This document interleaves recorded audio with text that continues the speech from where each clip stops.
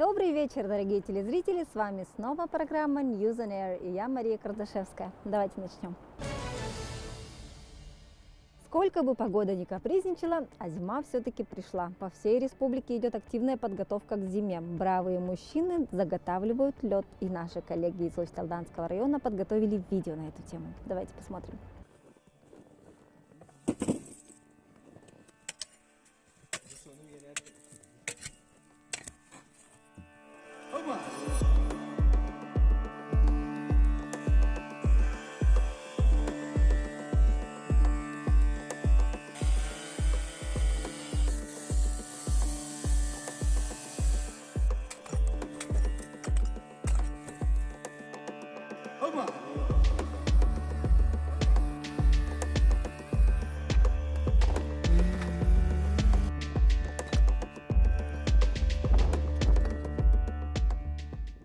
Тем временем в Сунтарском районе молодые парни помогают родным в колке дров на зиму. И делают это они с азартом.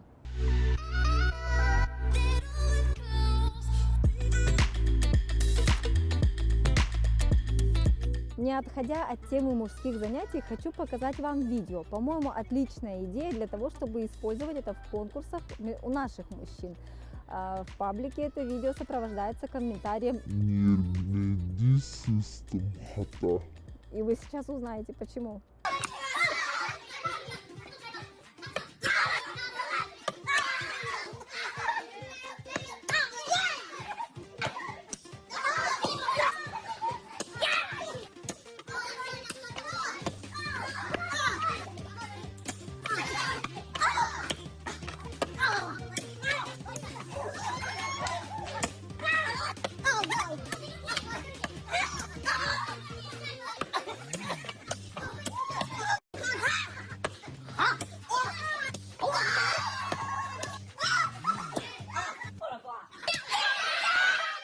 А вы тоже подумали, что наши мужчины справились бы с этим делом быстрее?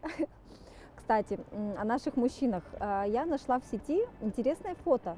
Оно сделано еще в прошлом веке. Мужчина стоит на фоне вывески с названием улицы. Примечательно оно тем, что якутское название обозначено латиницей, что вызвало в сети бурное обсуждение истории.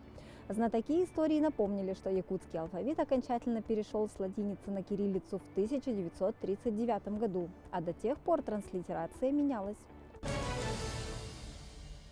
Юные исследователи Арктики из Момского района передали привет из Карелии.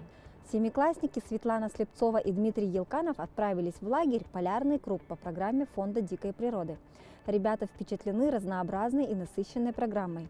Они посетили озеро Нельма в поисках пресных беспозвоночных, затем отправились на болото, рассмотрели срез торфа, исследовали растения, которые растут в этой местности. В общем, юным исследователям предстоит узнать еще много нового и интересного, сделать открытие и познать секреты леса и его обитателей. А сейчас я хочу познакомить вас с Марией Слепцовой. Она занимается очень нужным делом, помогает детям с ограниченными возможностями здоровья в их реабилитации. Мария Григорьевна работает в Республиканском техникуме-интернате профессиональной и медико-социальной реабилитации инвалидов. Уже больше 3 лет она ведет кружок «Точечная роспись».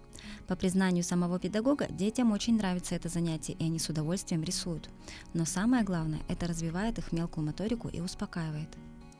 Для этого вот не надо, чтобы прямо таких каких-то прямо художественных талантов, способностей, не надо даже. Ко мне вообще приходит совсем вообще простые ребята, девушки, учиться на кружок, и у них вначале вообще не получается, конечно, потому что у них руки дрожат, они сильно как бы начинают нервничать, или наоборот у них как бы очень сильная вот напряженность в мышцах чувствуется, да? У них не получается, а потом в конце уже как начинается, в конце, когда у них уже навык развивается, уже все идет постепенное расслабление, и уже они вообще очень хорошо начинают рисовать. Им все вот это очень нравится, приносит вот это удовольствие, и они вот делают подарки своим родным.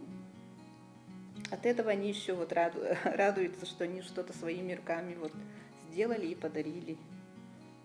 Особенно вот нравится девочкам как бы свои работы носить. Им очень прямо, восхищаются, другим показывают, что это они сами самостоятельно сделали все это. Точечной росписью Мария Слепцова занялась во время декретного отпуска. Сначала она прошла онлайн-мастер-классы, ну а затем начала активно посещать выставки, где по собственному признанию вдохновилась все новыми техниками и убедилась, что идет в правильном направлении.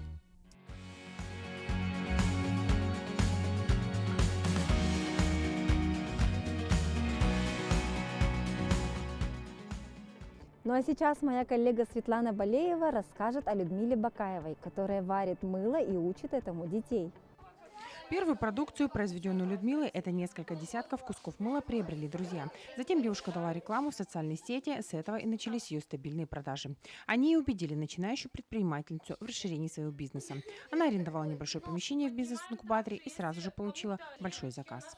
Получила свой первый заказ от «Газпрома», изготавливала им символ года «Тигрят». 420 штук изготовила, мне очень понравилось, вдохновилась. Ну и вот как бы начала работать. Большие заказы идут на букеты, 8 марта, дни рождения. На ярмарках участвую. Плодами творчества нашей мастерицы можно только восторгаться. Витрины в ее павильоне заполнены мыльными зверюшками, цветами, пирожными и фруктами. Мастерица готова выполнить любые пожелания заказчиков. Они всегда сами выбирают и форму, и аромат, и цвет будущего мыла, и всевозможные добавки. Такая же возможность предоставилась и ученикам 3-й городской школы, которые в день нашей съемки пришли на мастер-класс Людмилы. Я выбрал фигурку собаки. Я очень люблю кофе, так что я выбрал кофе, запах и кокос. А цвета взял фиолетовый, потому что это мой какой-то любимый темный ночной цвет. Но очень интересно то, что все смешивать, сбрызгивать. Это очень интересно, а мне нравятся все вот эти опыты.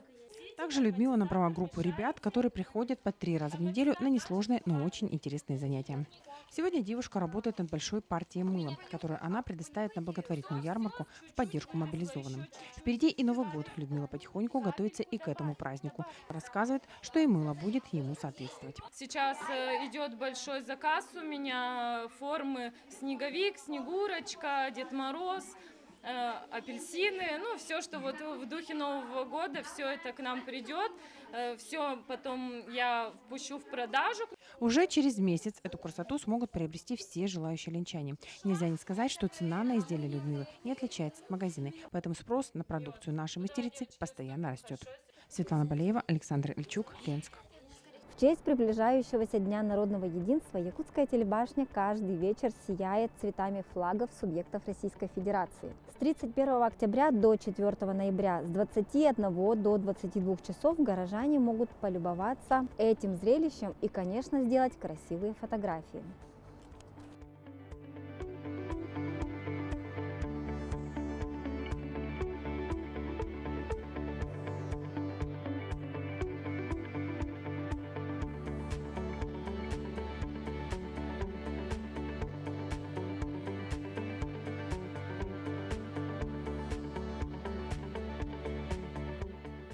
Ну и на этом у нас пока все. Спасибо, что были с нами. Больше новостей вы можете узнать на нашем телеграм-канале, ссылку на который вы видите на своих экранах. Ну а я прощаюсь с вами до завтра. Увидимся в 11:00 на канале Якутия 24.